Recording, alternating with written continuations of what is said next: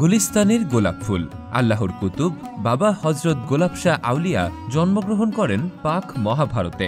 গুলিস্তান জামে মসজিদের বিপরীত পাশে বাবার মাজার শরীফ। ইতিহাস থেকে জানতে পারি হজরত সেকান্দার শাহ ইয়েমেনি রহমতুল্লাহ আলাই ২০০ বছর পূর্বে বাংলাদেশে ইসলাম প্রচার করার উদ্দেশ্যে আগমন করেন এবং তার ইন্তেকালের পর তাকে সসম্মানে নিমগাছতলী নামক স্থানে সমাহিত করা হয়। তখন এই মাজার নিমগাছতলীর মাজার নামেই লোকে মুখে পরিচিত হয়ে ওঠে। এর কয়েক দশক পর হজরত গোলাপ শাহ রহমতুল্লাহ আলাই নামে এক কামেল সুফি ভারত উপমহাদেশ থেকে আগমন করেন এবং সারা জীবন সেকান্দার শাহ বাবার খিদমতে কাটিয়ে দেন। পরবর্তীতে তাকে সেকান্দার শাহ বাবার ডান পাশে সমাহিত করা হলে তখন থেকে এই মাজারের নাম হয়ে যায় গোলাপ শাহ বাবার মাজার। বাবার কারামত সম্পর্কে জানতে পারি আজ পর্যন্ত গোলাপ শাহ মাজারের পাশে একবারের জন্য কোনো গাড়ি দুর্ঘটনায় পড়েনি, অথচ প্রতিদিন সেই গোলাপ শাহ মাজারের পাশ দিয়ে লক্ষ লক্ষ গাড়ি যাওয়া আসা করছে।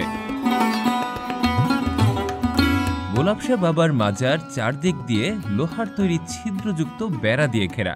গোলাপ শাহ বাবার দরগায় হিন্দু, বৌদ্ধ, খ্রিস্টান, মুসলমান সকল জাতির মানুষ তাদের মানত পূরণের জন্য বাবার দরগাহে বাইরে থেকে টাকা পয়সা ফেলে মানত করে থাকেন। তাদের সেই মানত আশ্চর্যজনকভাবে পূরণ হয়ে যায়। গোলাপ শাহ বাবার মাজার চৌরাস্তার মাঝখানে হওয়ায় এবং যানবাহন চলাচলে মাজারকে প্রতিবন্ধকতা মনে করে হুসেইন মোহাম্মদ এরশাদের শাসনামলে বুলডোজার দিয়ে এটা ভাঙার প্রচেষ্টা করা হয়। তখন বুলডোজারটি আপনা আপনি নিষ্ক্রিয় হয়ে যায় এবং তাতে আপনা আপনি আগুন ধরে যায়। পরে স্বপ্নে এই নির্দেশ হয় যে এই আউলিয়ার মাজার শরীফ ভাঙলে কেউ জীবিত থাকবে না। পরে তা আর কেউ ভাঙতে পারেনি।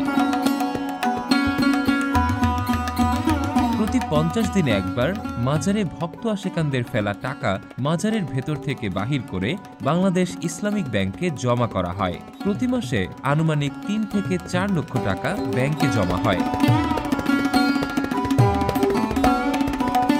প্রতিদিন শত শত লোক মাজার জিয়ারত এবং দোয়া প্রার্থনা করতে আসেন। বৃহস্পতি আর শুক্রবার এর সংখ্যা ১০ গুণ বেড়ে যায়। বাবা গোলাপ শাহ মাজারের চারপাশে জান্নাতি খুশবুতে ভরপুর থাকে। সেখানে ৫ মিনিট দাঁড়ালেই আপনার মনে হবে যে আল্লাহর ফেরেশতারা যেন আকাশ থেকে আতর ঢেলে দিচ্ছে। বাবা গোলাপ শাহ মাজার শরীফের গায়ে একটা রহমতের শিকল রয়েছে। সেটা ধরে যদি কোনো দুঃখী মানুষ আল্লাহর দরবারে কোনো ফরিয়াদ জানায় তাহলে তার ফরিয়াদ কখনো খালি ফেরে না। অনেকেই বিশ্বাস করেন মাজারের গ্রিলে তালা লাগালে তাদের সম্পর্ক ভাঙবে না, তাই অনেক ভক্ত আশিকান এই দরবারের গ্রিলে তালা লাগিয়ে থাকেন।